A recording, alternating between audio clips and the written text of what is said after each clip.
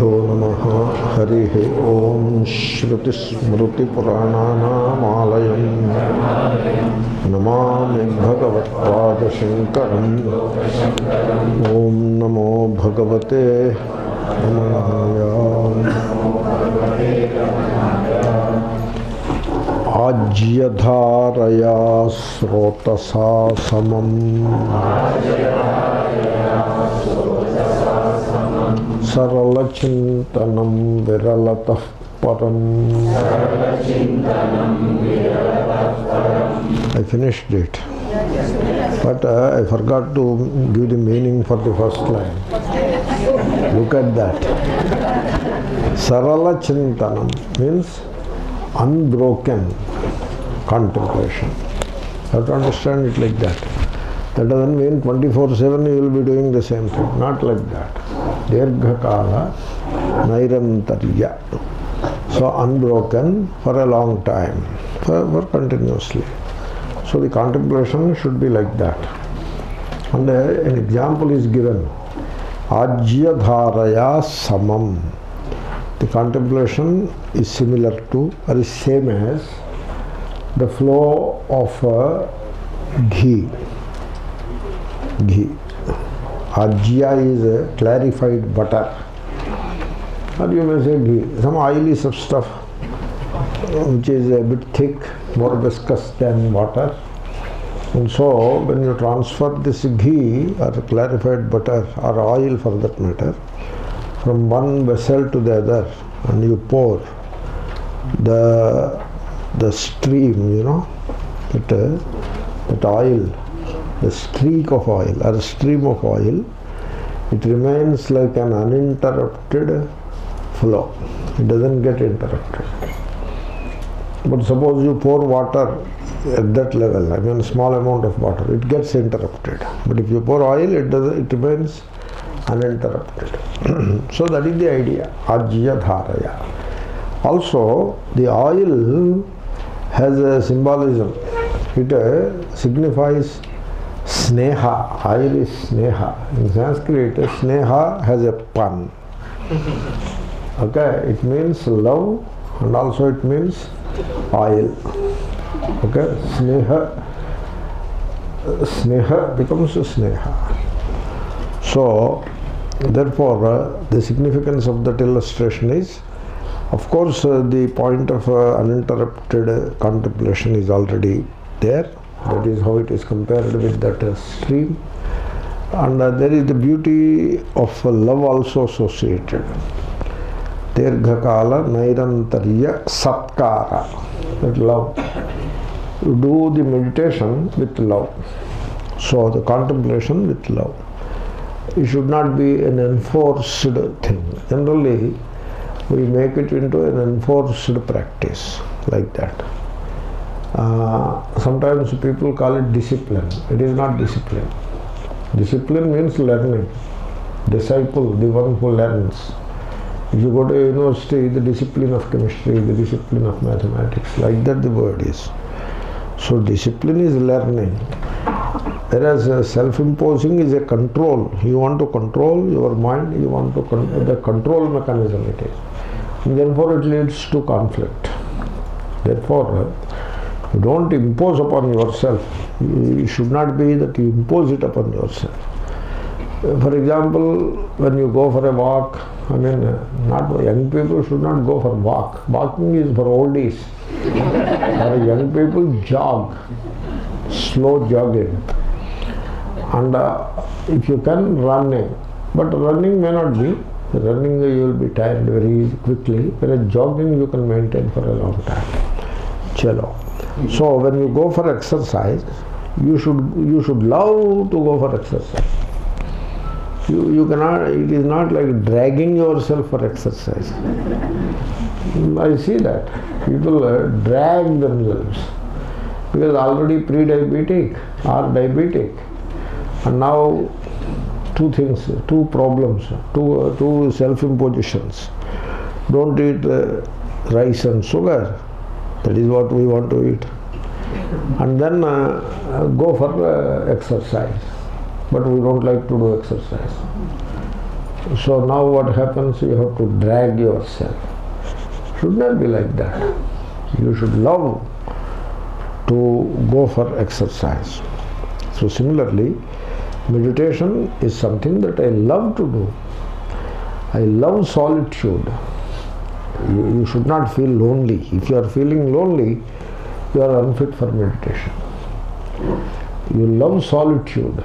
You have to cultivate that love for solitude. That is a big topic. One of these days I have discussed it also. Maybe I will discuss some other time. Therefore, with love you remain in solitude and contemplate with minimum interruptions. That is ajya dharaya samam. Then srotasa samam. Srotas is a river. A river, again a river is continuous. Take that kind of a river. Jiva Nadi, like Ganga. Whenever you see, it is flowing only. It doesn't stop. You cannot say the same thing for some of the South India rivers, which go dry completely in summer. Whereas here, because of the melt of the glaciers, the rivers are in good form, good flow, even in summer. So such a river is the example. So like even the river is unbroken, uninterrupted, similarly, your contemplation should be uninterrupted. See, the problem is, don't forget your own self. It is called self-forgetfulness. That is the problem.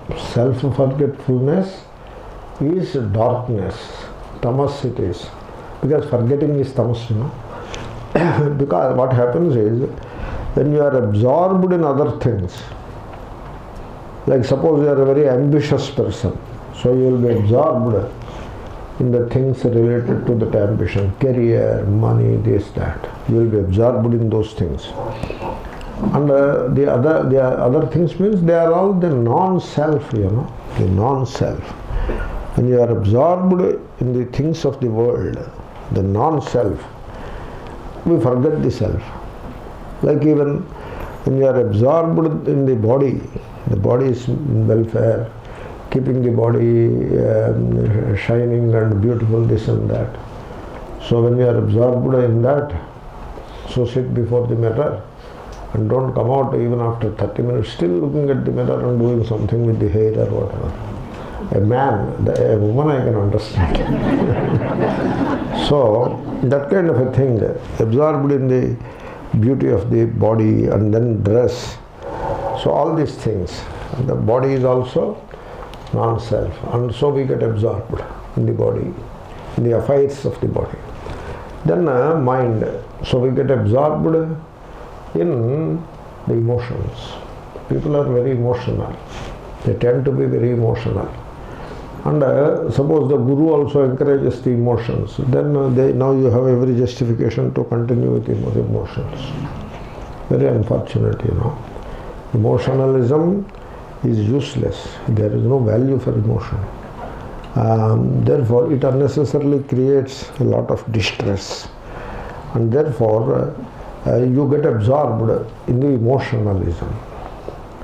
So that is what people do. In the name of bhakti, they get absorbed in emotionalism.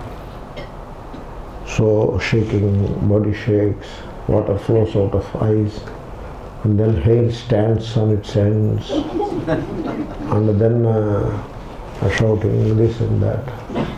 These are all physical components of the emotionalism. When there is an emotion, these physical expressions will be there. So the entire thing is called emotionalism. You should not get absorbed in it. You should not encourage it also. To tell, hey, come out of that emotionalism. You don't need it. You need understanding, not emotionalism. Bhakti is understanding, not emotionalism. So you see, Jignasu and Jnani both are included in bhakti. From that you can understand what bhakti is. Therefore, so you should not get absorbed in emotionalism. And then you should not get absorbed in ideation, scholarship, this and that. People do that. They get absorbed in that and become a great scholar of Vedanta. But the person is a very unhappy person, no cheerfulness at all. So that way they become. So all the way up to the intellect. So intellect downwards up to the things of the world. Things of the world means things made by the human hand. That is what I mean.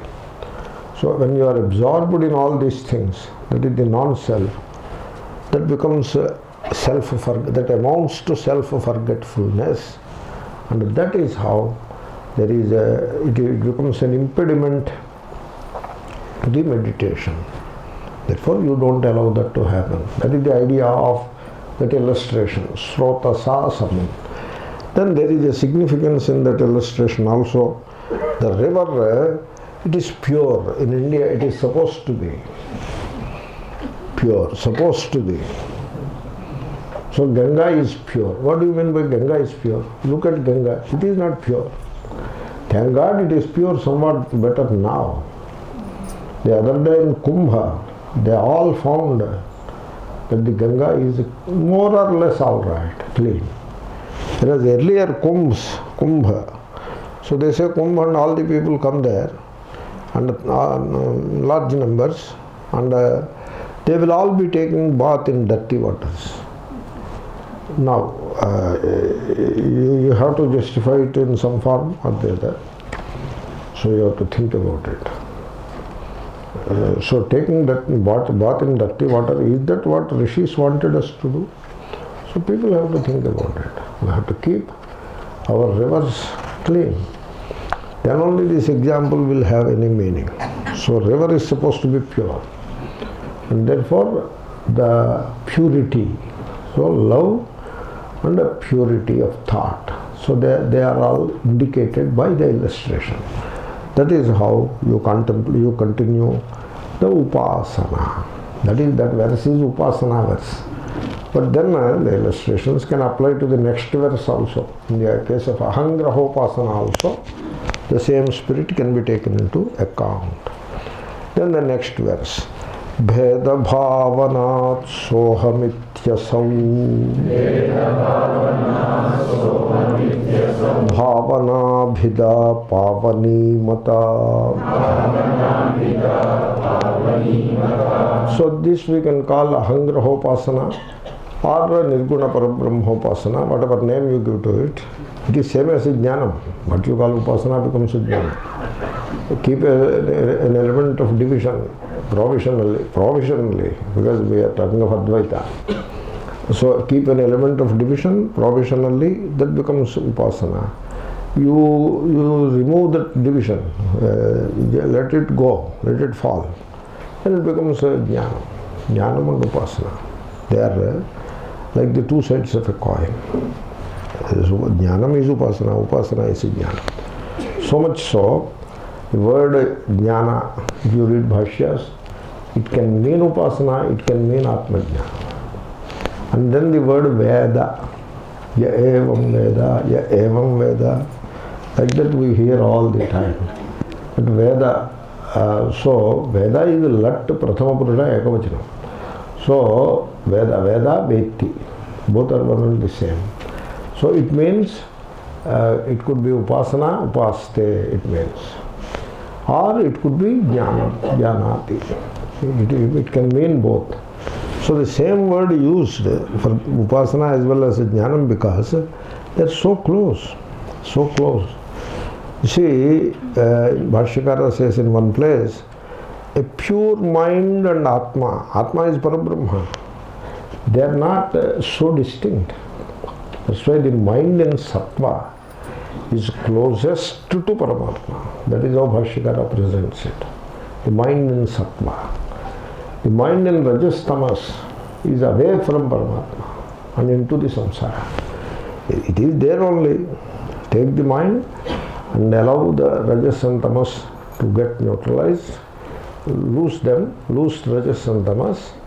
So Vairagya and understanding are required. And then the mind becomes a sattvic. The sattvic mind itself is Atma. There is just there only. Okay. Therefore, so that's why upasana and jnanam are so close to each other. Flip-flop. like that. So here there is no division anymore. It is Abhida Bhavana. Bhavana is Upasana, or Bhavana is contemplation, in which there is no Bheda. So for that I recommended the first one is Ahamasmi. Ahamasmi. English, I am. Now this I am, is it a set of two words? No, it is more than that. You go beyond the verbal expression. Is it a sentence? Yes, but we go beyond the sentence. It's something more than a sentence. Then is it an emotion? No, it is something more than an emotion. Is it a Bauddhika Pratyaya? Means a cognitive mind modification. Is that what it is? I am Ghataha, that is Bauddhika Pratyaya, a cognitive mind modification. So I am, is it one such cognition? No, it is something more than that. So it is none of these things. Then what it is? It is oneself. It is oneself, the self. So that means what? Body, mind, intellect, and the self. So see the distinction. And you focus on that. This is the Viveka Prakriya. Focus on the Viveka. Sarvatma Bhava, which is another name for Jnanam, it happens.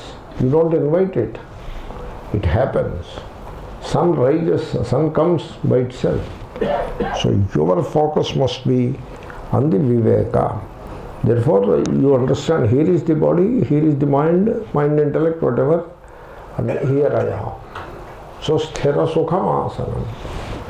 So asanam is the self, I am. Therefore, I am is not a word or a sentence, it is not an emotion or an intellection, it is not a thought, much more than a thought. You can still say it is a thought, but it is much more than the thought, any other thought. Okay? So, and then it is myself, it is myself. So this ahamasmi, you have to pay attention to it. What happens, you put all the sanctity and glory in a conceptual God. Okay? Therefore, what is here? Nothing. Nothing sacred, nothing glorious. All glory and sanctity is in the God. All sacredness is in the God. This is how the religious mind works. And that is the conditioning. And then one more conditioning. All sacredness, all glory, all sanctity is in another person called Guru. Just that is how the follower's mind works. People are followers, They do not think, they follow. They prefer to follow. And therefore, this is how the follower's mind works. All glory, all sacredness is in another person called Guru. You see the Indian landscape, you can understand that, how it operates. With this conditioning, when I say I am, ahamasmi, it appears as something useless. What is there in I am? I am a samsari, papi, unhappy man. That is I am.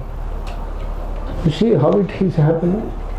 But the fact is, I am, if you can arrive at the I am pure, not I am this or I am that, I am pure.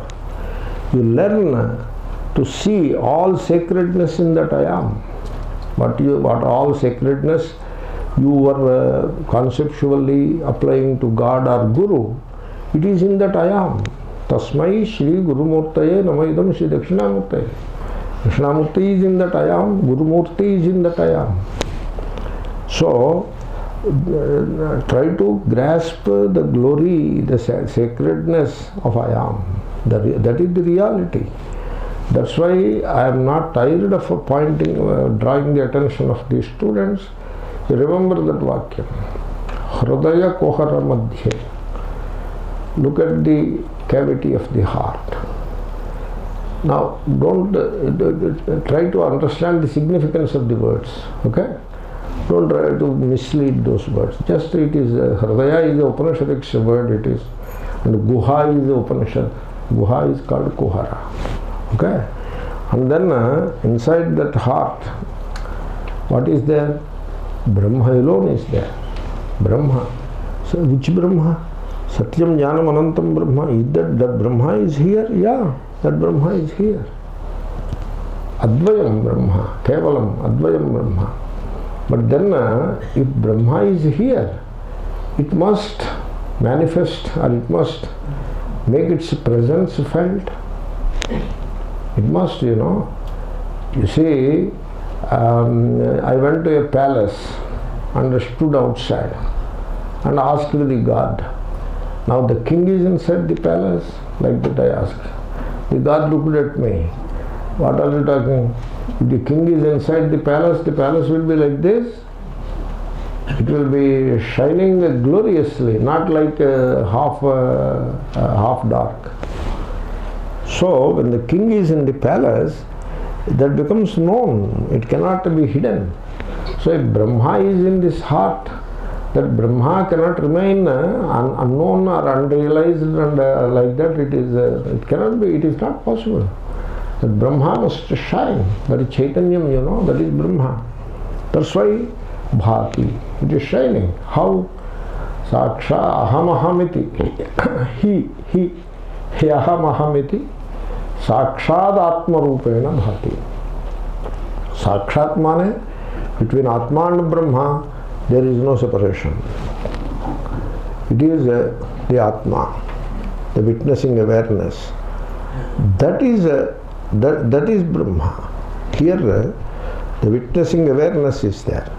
So, body, mind, and the witnessing awareness. That is Atma. Dehaha, Manaha, Atma, the witnessing awareness. Now, that Brahma is there and Atma is there. Brahma is Atma. Atma Rupena. And it is shining. So many questions are answered. If in the heart Brahma is there, but then myself also in the heart only, I suppose, or I am in the head. No, you are also in the heart. But then there are two things now in the heart. In one shield, two swords cannot fit. So Shankara, Brahma Sutra Bhashya. Therefore, one shield, one kosha. So two swords cannot fit. Therefore, sheath. Yeah. And so that is one only. Brahma as Atma. When you said Jagat Karanam, we called it Brahma. But it is the same in you. Therefore it is Atma. It is the innermost self. That means what? The reality of the world and the reality of oneself is the same. They are not two different realities. They are different. That is the Dvaita. They are not different. They are the same. So, therefore the Brahma is here. If it is here, is it hibernating or is it shining? It is shining. If it is shining, I should be able to feel the light. Yeah, you can. So it is shining as aham, aham. That is how it is shining. Oh, means the sense of self. Aham, aham. The sense of self. That is the Brahma. Is it believable? How can I believe it? Brahma Jagat Karanam na. How can it be here? That too, this space is such a tiny space. Daharakasha. Tiny space. Yes, it is tiny space. But the tiny space is bigger than the entire Prithvi. Jyayan Prithvyah. Prithvyah Panchami. Jyayan Akashat. Bigger than the entire space. Jyayan ebhyas sarvebhyo lokebhyah. That's why the real is the smallest of the small and biggest of the big. Anoraniyam mahato mahiya. Therefore, बिंदु में सिंधु समा हुआ है. In the drop, there is the ocean. Therefore, it is Brahma is here. You have to come to that.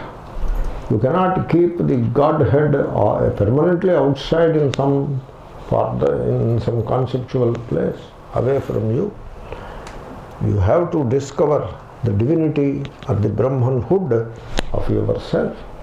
And therefore, the Aham. The Aham is very well known to you, not as the other. Aham is Anubhava.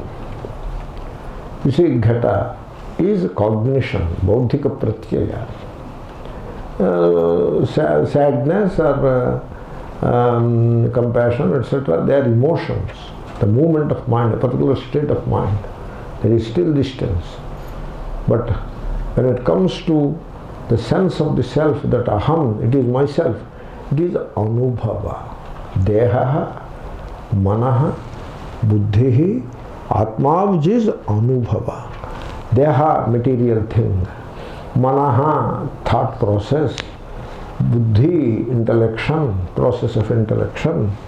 Atma, anubhavaha. Anupaschat bhavati iti anubhavaha. It is the being which is behind the body mind. Behind means there is a curtain and behind. Don't take it physically. You should know what is a metaphor. Metaphor also, if you don't understand that, then you go and sit on this tree. Metaphor you should understand. So, that is the anubhava. Aham is anubhava. Aham is not Bauddhika Pratyaya. Aham is not bhavavesha, emotion. Aham is not a body part. Aham is not a thing of the world. Aham is anubhava. Anubhava swarupaha. Anubhuti. So Atmanubhuti, Brahmanubhuti. That is what aham is. Therefore that aham, it is not jnanam. Aham is not jnanam. Jnanam means what? Jnanati iti jnanam, karta. Jnayate iti jnanam, karma. Jnanate anena iti jnanam, karanam. No, none of this. Then what is aham? Sphuranam. You see, here you need a non-transitive verb. You don't need a transitive verb. Janati is a transitive. Kim janati, gatam janati. So, you followed it. Whereas you don't use aham in the sense of jnanam. You don't say aham jnanam. Jnanam mane, so it comes from the verb, a transitive verb. Whereas aham it is spurati. Spurati is non-transitive. Sun shines. The verb is non-transitive.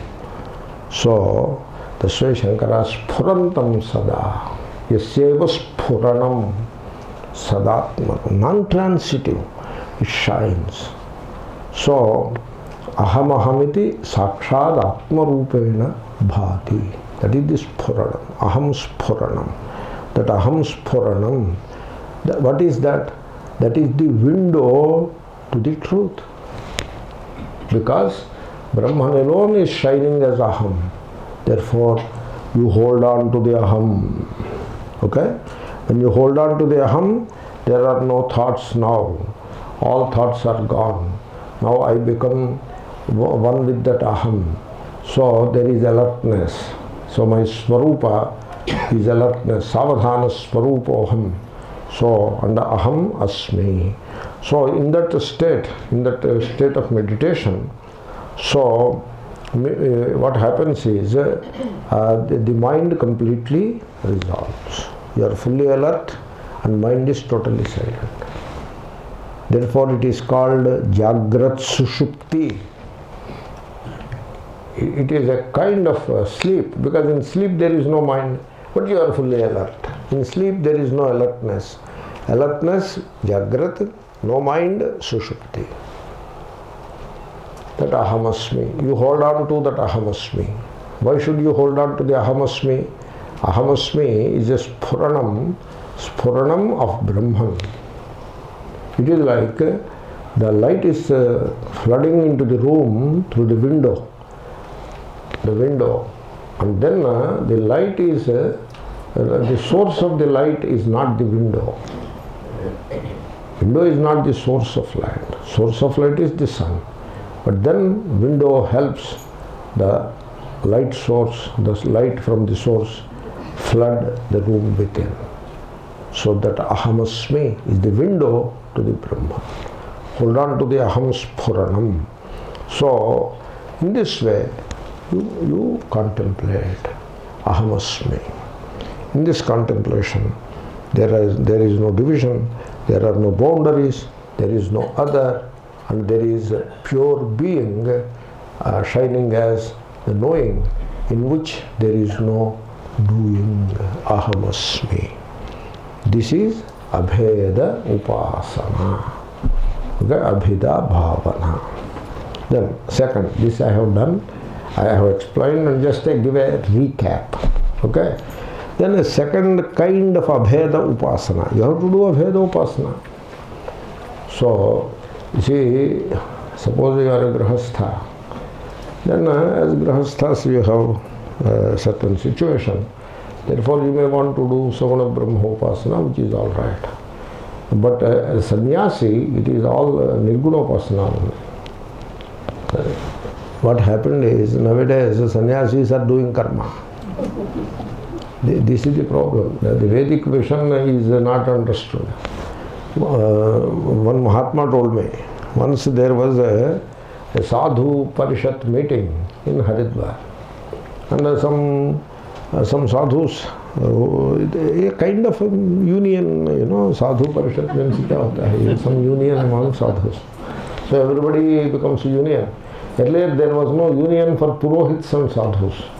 But then purohits started a union. And then sadhus, why should they lag behind? They too started a union. And so such meeting was there. In that meeting, all the sadhus, they have passed a resolution. We will do a 3-day yaga, great ritual. We will do. So everybody, the resolution is passed unanimously, and there was a class. Okay? And it is recorded also.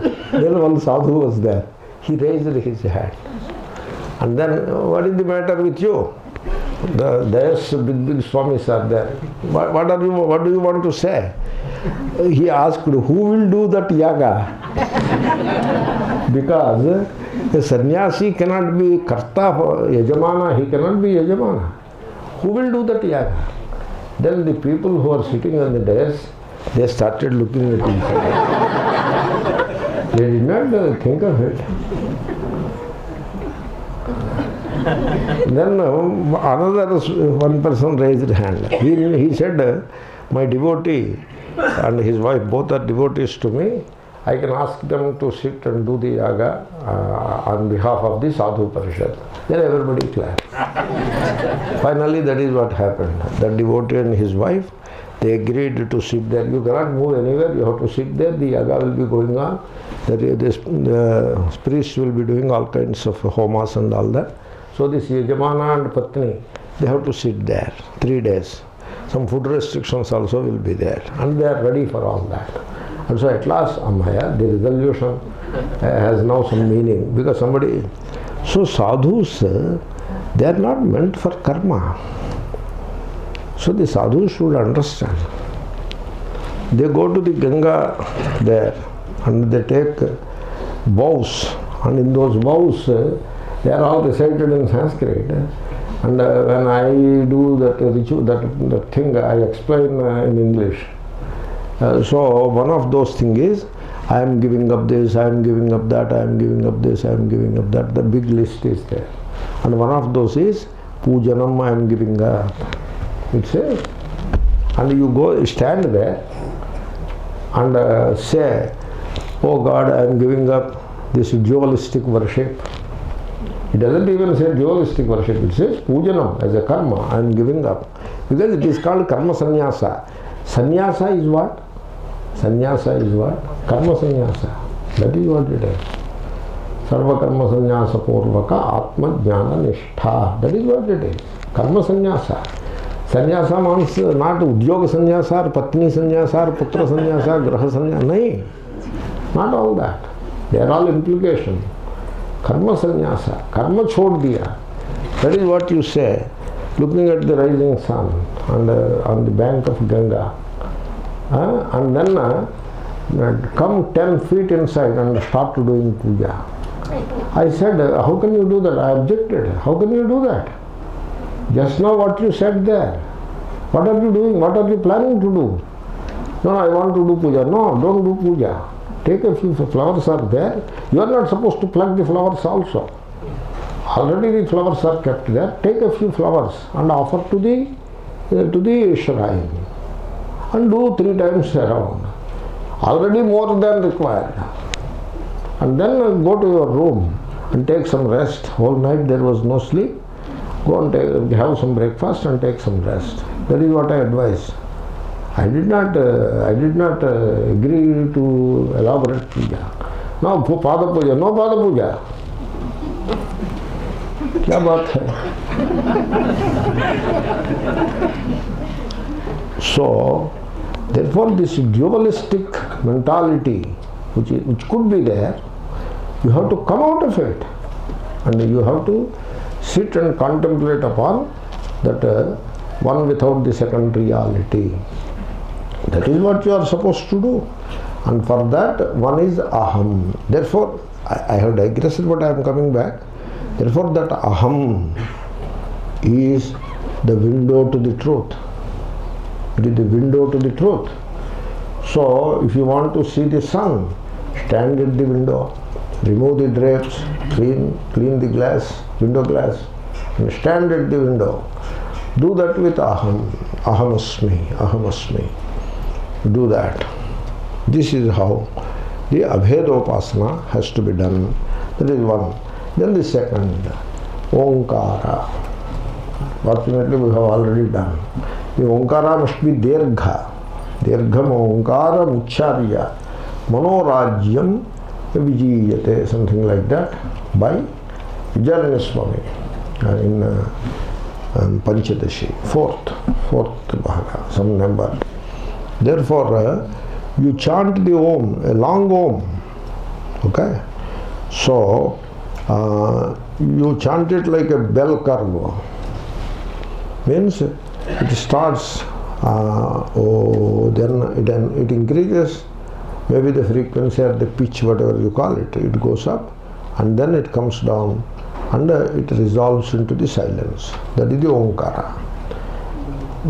Breathe consciously, and while breathing out, so the Omkara. And now you can chant it loudly, or you can chant mentally also. And once the Omkara is concluded, you enter into a silence. That is the fourth, Turiya. Om is sound, Auma combined. And then Turiya, that silence. In that silence, what is that silence? That silence is the pure being. Okay? In that being, there is full alertness, which is same as awareful being. Satchidan. And in that silence, thoughts, the movement of thoughts is not there. Okay? So I am just telling you what is that silence. It is coming later also, but here, the Nirguna Brahma Upasana, that's why I am talking about. And therefore, the silence, it merges into that silence. Now that silence, which is another name for awareful being. Now, how do know it? You are aware of it, you know. You know it. In fact, you don't know it by standing apart from it. You know it by being one with it. That is Puranam. So how do you know it? You know it by perception? No, you don't know it by perception. In fact, it is the origin of perception, and therefore it is prior to perception. This prior could be a very good word for contemplation. Suppose your mind is in a particular state, not very happy state, suppose, some anxiety, etc., for whatever reason. Then just step back from the mind and abide as that pure being. So by doing that, the mind and its movement come to an end. So and you understand that you are not the mental state, whatever state it is. Therefore, so it is prior to the mind. That word prior, you have to tell yourself, I am prior to the mind. You say that to you. That is a mantra. Take it. No, don't take mala and repeat it. Okay. So mantra means it is a very good advice. That is the idea. Okay. So you say to yourself, okay, I am unhappy. No, I am not unhappy. The mind is unhappy. The mind has its own reasons and its own logic, which is fine. I am not to complain about it. I step back, and because I am the pure being which is prior to the mind. Therefore, I am not the mind. So I do not know myself with the help of thought. Thought is not the means of knowing myself. Perception is not the means. Thought is let us say a conception or inference, and a few other things could be included in it. Arthapati, etc. They are all come under inference only, finally. So that is the thought. So the sense organ is not the means by which I know that pure being. The sense organ itself originates from that pure being. Then the thought is not the, generally thought is the pramana. Thought is called pramana. You know the part with the help of part thought. Therefore thought is the pramana. The word pramana, jnana, you can see that. So, therefore, so thought is the pramana. So, can I use the thought pramana to know that pure being? Do you need it? You don't need it. Because the being is prior to the thought. Then, how to know? It shines Swayam Prakasha. It is Swayam Prakasha. It shines by itself. Okay? Swayam Prakasha. You see, it knows itself, you may say. Swasamvedya. That is Buddha's. Swasamvedyatvam is Buddha's characteristic thesis it is. Shankara doesn't agree with that. It is not Swasamvedya. There is no Swasamvedyatvam. There is only Swayam Prakashatvam. Technical, but still important. It is not something which is known by itself. No, that is not the way you put it. Because karma kartru virodha will be there. You don't put it that way. It is the knowingness. It is the knowingness. So you need light to illuminate anything else. But you don't need light to illuminate the sun. Because the sun itself is the light. Therefore that it is Puranam. So it is prior to the mind. It is prior to perception. It is prior to inference. It is prior to these inbuilt pramanas, and it is yourself. It is Swata Siddha. Atma is Swata Siddha. It is not Pramana Siddha. Atma is Swata Siddha. And Swayam Prakasha, Swata Siddha. That is what Atma is. Swata Siddhatvat. Nano Agamena Atma Parichhidyate Purvapaksha by Shankara in Gita Bhashya. Na. Shankara. Na. Atmanaha Swata Siddhatvat. Atma is Swata Siddha, and therefore that Swata Siddha, that silence, that is the silence. So what I was trying to say, to know that silence, which is the Sat Chit, you don't need any perception, you don't need any conception or inference, etc., because it shines all by itself. It shines all by itself. Okay? Therefore, that is what it is. It is Swayam Prakasha Chaitanyam. Sat is Chit. Sat Chit. That is the silence which comes at the end of the Om. So abide in that silence. Just for a few seconds, abide in that silence. Then again consciously breathe in. And then while breathing out, say Om mentally. And merge in that silence and abide in that silence. This is another way of Abheda Upasanam. Got it? Second. Then the third. Third, you can come to Soham. Now, why should you come to Soham as a third? Because the Aham is there in Soham. That Aham, Ahamasmi. I made one upasana out of it. one practice of meditation, Abheda meditation, divisionless meditation. Then if you take Soham and drop the consonants, Makara is not, Makara is half vowel, so don't drop it. Drop the consonants. Sakara and Hakara, they are the consonants. You are left with Om. Therefore, Om is a shortened form of Soham. Therefore, Aham, I have put one meditation before you. Om, another meditation before you. We have already done Omkara meditation. Ahamasmi also we have done. Then now comes Soham, which is a combination of Om and Aham. Soham meditation. So this Soham meditation, I am that is a book, is a classic in Vedanta. I am that. If you have energy to read it, you should have a lot of understanding. So that would be very nice. So it's a classic. I am that, Soham. Now this Soham, it is highlighted in the scriptures also. There is a book called Sutta Samhita. In that Sutta Samhita, just I am saying a verse, Athava, another way of meditation. It begins as Athava. Prana sancharas sakarah parikirtitaha hakaropana sancharaha dehe dehabhrutam sada. What he said can get reversed also. So, while inhaling, you say so. While exhaling, you say hum. Okay? So, mentally you say. And this is there in some of the yogic practices also. Soham. Okay? It is a valuable thing. It is very useful. In the Omkara meditation and Soham meditation, your inner organs also get nicely massaged. You have a side benefit, not side effect, side benefit. They are side benefits. But the focus is, I am that. But to say I am that, there must be very good understanding with you, very good understanding. You know, you take yourself to be a jiva. This is a huge conditioning, that I am a jiva, you are a jiva, you are a jiva.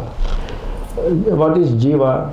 There is another problem there. People assume jiva is equal to person. Jiva is not person. You see, you take yourself to be a person, right? You means not you, okay? Generally it is said. So even I take myself to be a person. I am a person. Oh sir, are you a person? Yeah, of course I am a person. You tell a little about your person or persona, a little about your persona, or maybe a little about your personality. Oh yeah, I will tell. In fact, I have a 4 pages resume about my personality. In fact, I am even planning a biographic book about my personality. Look at that. That is the personality. Okay, what is that personality? Very brief now.